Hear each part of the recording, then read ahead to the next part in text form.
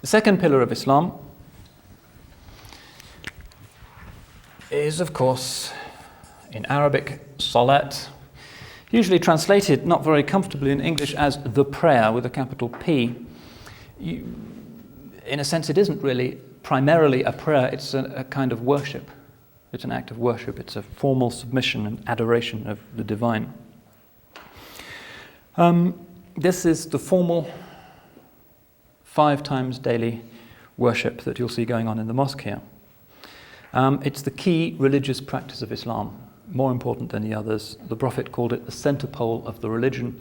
Whoever demolishes it has demolished Islam. The basic meaning of this word salat in Arabic is a kind of connection, a connection through prayer or blessing or an association with holiness. So in the Quran we find that God and his angels also engage in a kind of salat in the sense of blessing mankind. Surah 33 verse 43 says, "It is he, i.e. God, who performs the salat over you and his angels that he may bring you forth from darkness into light."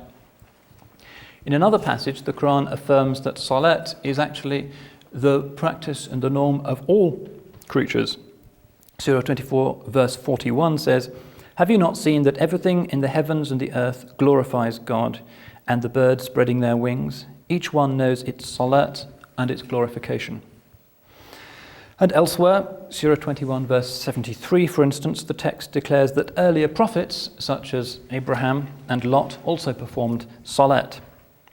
So this Quranic model shows that the term itself actually has a very wide application, and that the formal worship, which is instituted in Islam, is simply the Muslim extension of a universal cosmic pattern in which God, the angels, the creatures, and all earlier prophets have all participated.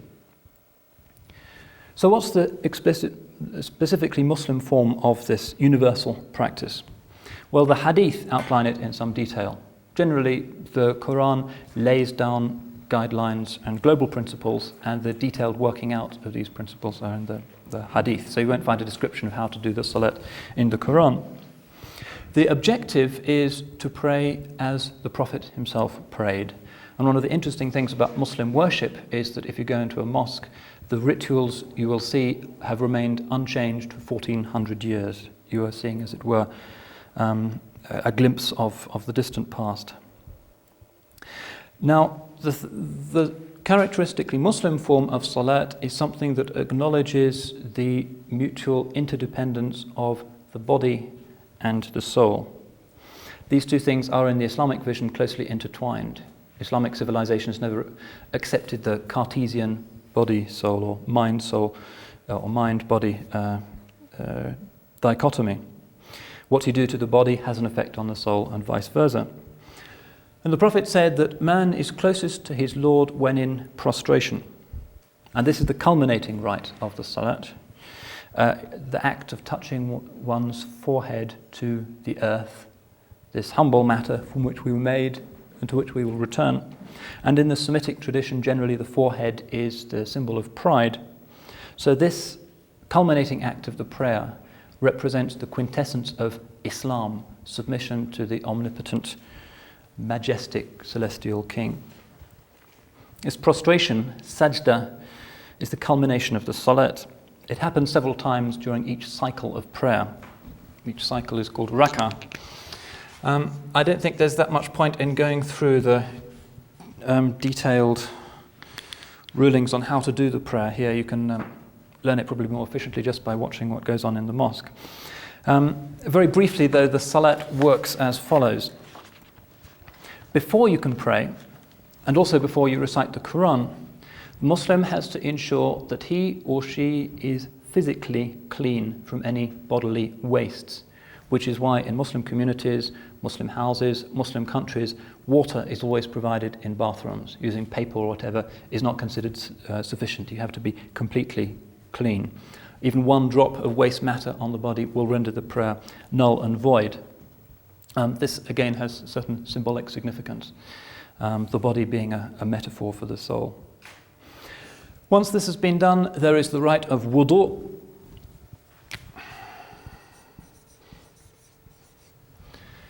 which is the formal washing that takes place before the prayer can be done.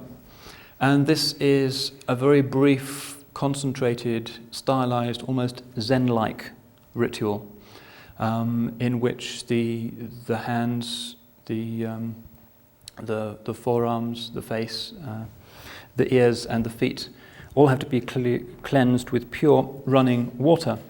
The symbolism of this obviously is obvious.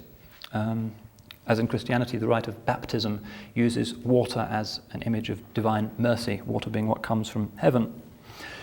But the rite has a practical significance as well. Physical cleanliness in a mosque is extremely important because close physical proximity is normal. So to supply clean water for these ablutions, mosques have fountains in their courtyard, or at least they'll have a row of taps. Water is also required for the hammam, the public bath, which until very recently in Muslim communities was a very important feature of life, the famous Turkish bath. And it's an interesting fact that historians are only just beginning to recognize that one reason why medieval Muslim cities were so big, I mentioned that Cordoba had 1 million people in it, whereas medieval cities in Northern Europe had a lot fewer, was the very practical consequence of the liturgical requirement that clean water be delivered to the city.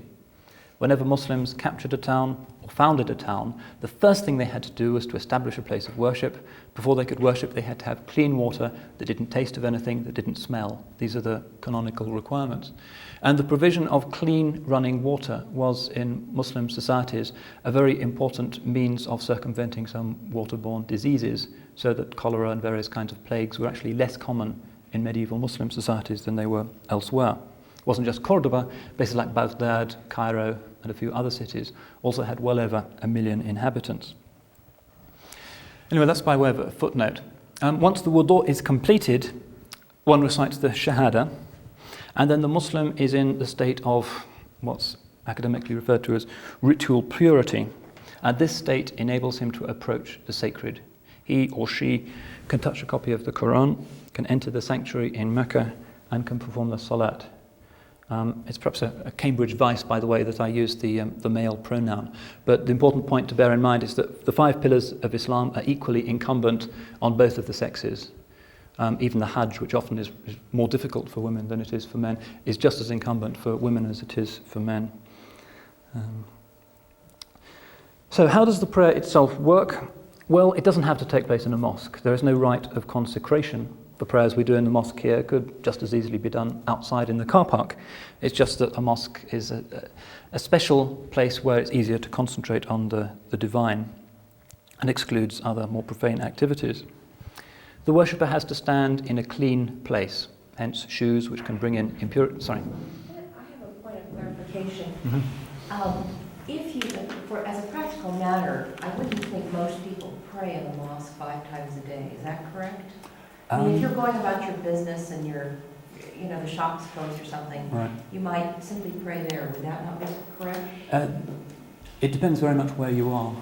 In some countries like Saudi Arabia, they actually close the shops at the time of prayer. And is this ritual of cleansing done? Is it a requirement every time? Not every time, no. It's preferable to do it every time, but the ritual purity is actually broken if you go to the toilet.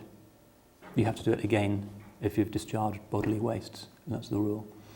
But generally people can pray 2 or 3 prayers together, and maybe they'll do the wudu 2 or 3 times a day, depending. But although the prayer doesn't have to be done in the mosque, generally people prefer it, and the Prophet explained that it's more meritorious to do it in congregation. Generally, it's easier to concentrate somehow if other people are doing the same thing as you are. But very often you'll find, yes, a majority of at least the male population will be praying in the mosques 5 times a day. In Saudi Arabia, for instance, I would attend just a little local mosque that was around the corner from me, and at the dawn prayer you would have about 400 or 500 people there, which would probably represent about half of the population of the street. And in villages as well, in villages, certainly the majority of the population will attend. Women can attend mosques, and most mosques provide space for women, including the sacred mosques, Mecca, Medina and Jerusalem. But there is a dispensation. They're not obliged to. It's not quite as important for them as it is for men, because they have family responsibilities as well in the traditional view of things. Although women are attending mosques a lot more than they used to. Does that answer your question? Okay. Briefly to run over the actual mechanics of the prayer. You have to stand in a clean place. The only place you can't pray, by the way, is in a lavatory or a bathroom. You have to face the Kaaba in Mecca, which is the earthly symbol of the divine presence. And the prayer actually begins when the worshipper raises his or her hands flat behind the ears and then brings them down like this, Allahu Akbar, and usually crosses them on the chest, although sometimes, particularly in North Africa, you'll see people with their hands by the side. Both are perfectly acceptable. And this word Allahu Akbar that begins the prayer, this phrase means God is greater. Again, it's one of these slightly hermetic utterances that Islam likes. La ilaha illallah, no God but God. Allahu Akbar, God is greater. Greater than what? Well, obviously greater than everything. So when you're doing this, Allahu Akbar, it's as if you're affirming or reaffirming the fact that the divine reality is what is really important and greater than whatever you've been doing in the previous few hours. And this practice is, as it were, a symbol of pushing behind you all of the things that might have been occupying your mind and your soul. Once this is done, the worshipper recites the first surah of the Quran, the famous Fatiha. That's an obligation in the prayer. And then he will say Ameen, or the members of the congregation will say Ameen, which is just the Arabic version of Amen, means the same. And then will recite any other passage of the Quran that he or she chooses. During the second and third prayers of the day, those are the prayers done at noon and mid-afternoon, and also in all optional prayers, the recitation is done silently. Otherwise it's aloud, i.e. the dawn prayer, sunset prayer and the night prayer are said aloud. All Quranic recitation has to be done in Arabic, because this links the worshipper to the actual sound and form of the pre-existent divine word. Arabic is a sacred language. Once the Quranic recitation is completed, he or she says Allahu Akbar again and bows down in the position known as ruku', hands on knees. There you repeat the phrase Subhana Rabbil Azim, which means glory be to my Lord, the tremendous, 3 or more times. Then he stands again and then goes down into the prostration. And during the prostration, people say all kinds of things, but the Prophet recommended things like Subhana Rabbil A'la, glory be to my Lord, the Most High. Then he sits back on his haunches and repeats another brief formula or prayer, and then prostrates again. And once that second prostration is over, then the first rak'ah, or cycle of prayers, has been completed. And the number of rak'ahs in each prayer differs. There are 2 in the dawn prayer, 4 in the noon, afternoon and night prayer, and 3 in the sunset prayer. So the 5 daily prayers are, just to reiterate, first of all, the dawn prayer, which is between first light and sunrise. The second is shortly after noon. Second is mid-afternoon. Third is mid-afternoon, rather. Fourthly, sunset. And fifthly, nightfall. That's when it's completely dark, say an hour and a half after the sun sets. The actual length of the thing, it's perfectly possible to finish a prayer in 2 minutes and be out of the mosque again. 5-10 minutes is more usual. Again, the imams in different mosques will have different ways of doing things. And in Muslim cities where there are lots of mosques within walking distance, people will, depending on the amount of time they've got, go to the mosque where they know the service is going to be long or short, or where they like the sound of the recitation or whatever.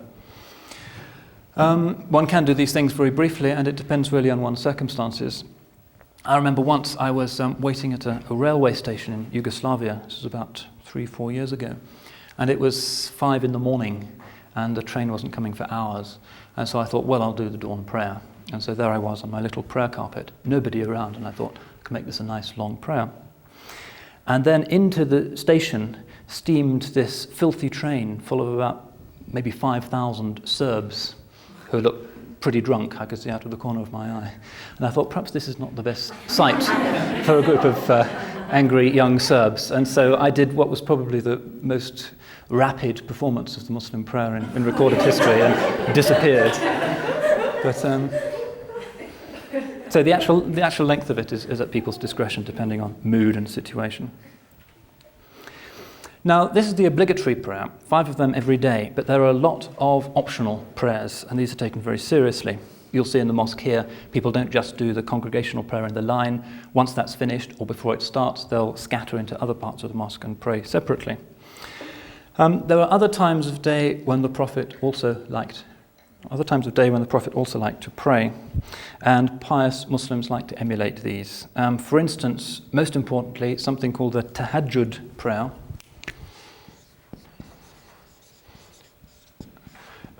This is said in the middle of the night. People wake up for it.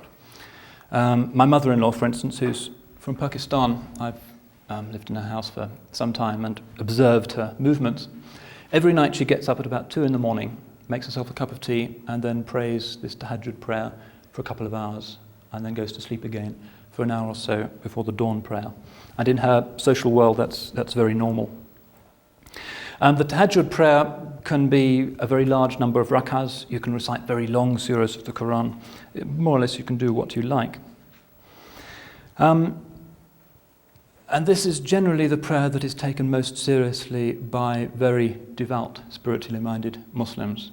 The formal congregational prayers during the day are an important assertion of communal solidarity, the equality of believers, etc., etc. But the tahajjud is when the real spiritual work is traditionally done. It's done usually at home.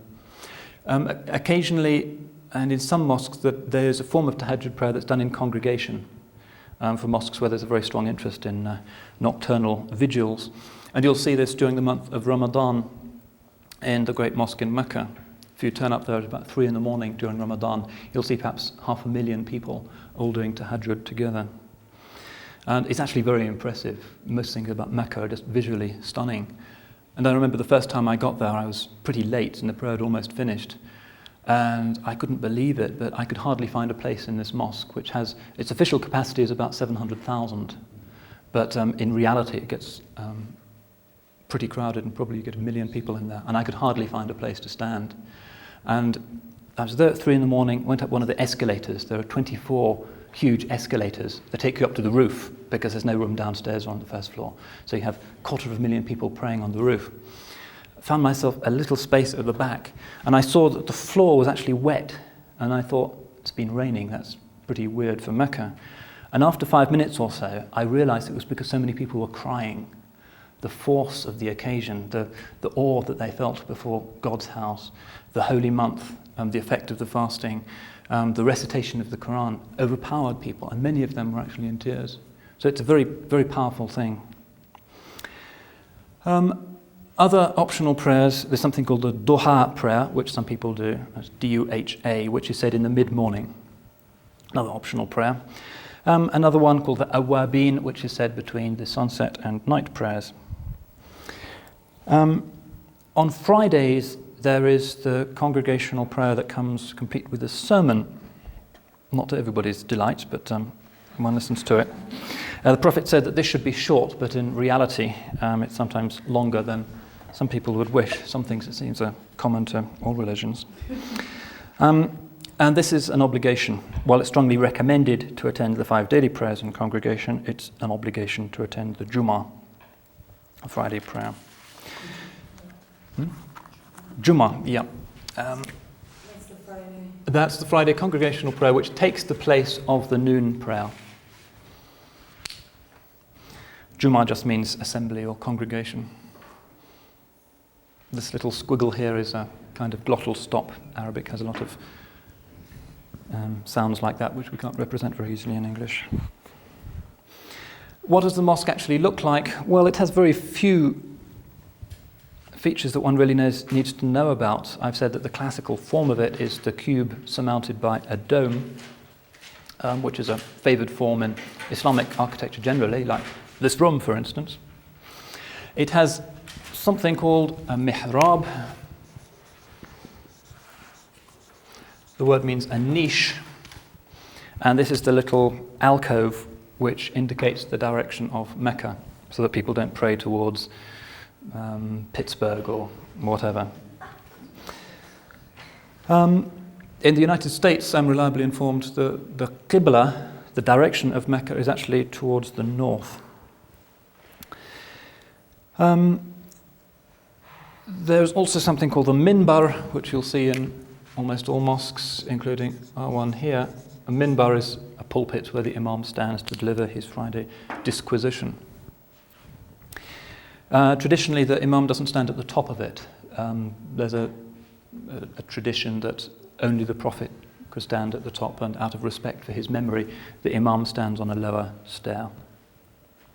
Minaret is not necessary at all in a mosque, although it's traditional. In fact, the original mosque founded by the Prophet in Mecca didn't have a minaret. The aesthetic of mosques does vary hugely, as I've said. There are mosques in China that look almost indistinguishable from Confucian temples, and so on. The collective prayer has to be led by an imam. The word simply means somebody who goes out in front. So the word can also have political meanings. The imam of a state, for instance, is the head of the state, somebody who's in front of the rest. He is not an ordained minister in any sense, because there are no sacraments that he's administering, no communion, no baptism, or whatever. So any adult member of the congregation can serve as imam, as long as he can recite the Quran coherently. His function basically is largely to mark time, so that people are doing the same thing at the same time, to ensure the proper coordination of the movements of the congregation. But since part of his responsibility is to recite the Quran in a beautiful, mellifluous voice, which is something that the Prophet himself insisted on, usually somebody is chosen who has a good voice and has memorized a lot of the Quran. Very often you'll find it's somebody who's memorized the entire Quran. Such a person being known as a hafiz, meaning a memorizer or a container. Estimated there are 3 million of these in the Muslim world. It's a traditional accomplishment. Overwhelmingly, the consensus of Islamic law is that the imam of a mosque, if it's a male or a mixed congregation, has to be male. There is the beginnings of an argument now akin to the argument over the ordination of women in Christianity, although obviously it's not an exact parallel because there's no ordination, no sacraments to dish out. There are a few medieval scholars who say that women can lead men in prayer, but their views are very rarely heeded. One or two mosques in South Africa, I think, where they have women imams. But women can lead other women in prayer. Congregational prayer is famously announced to the community, not by bells, but by this chant known as the adhan, or the call to prayer, which is sung out by the mu'adhin from traditionally atop a minaret.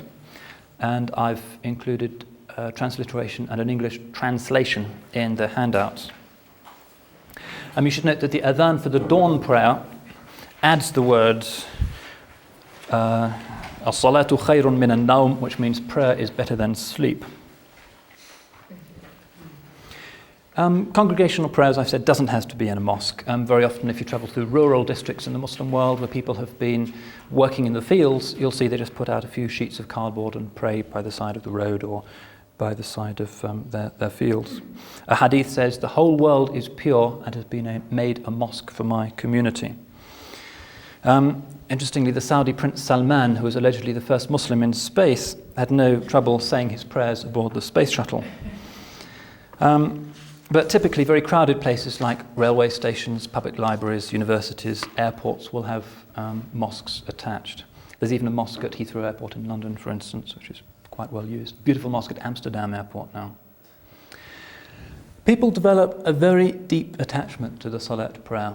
It becomes something people really look forward to, the thing in which they find the vertical and horizontal dimensions of life reconciled and resolved. Ordinary believers regard it as a means of pleasing God, of atoning for sin, and of praising God. Political zealots nowadays might see it as an expression primarily of Muslim solidarity. Many of these activists are more interested in the political possibilities of the formal forms of religion than in their spiritual ones. Mystical Muslims will see it primarily as a ladder of ascent by which we reach God. Quoting the hadith, the Salat is the ascension, the mi'raj of the believer. There's much more I could say about the Salat, but I'll leave it for now. That's all I really wanted to say about the second pillar of Islam.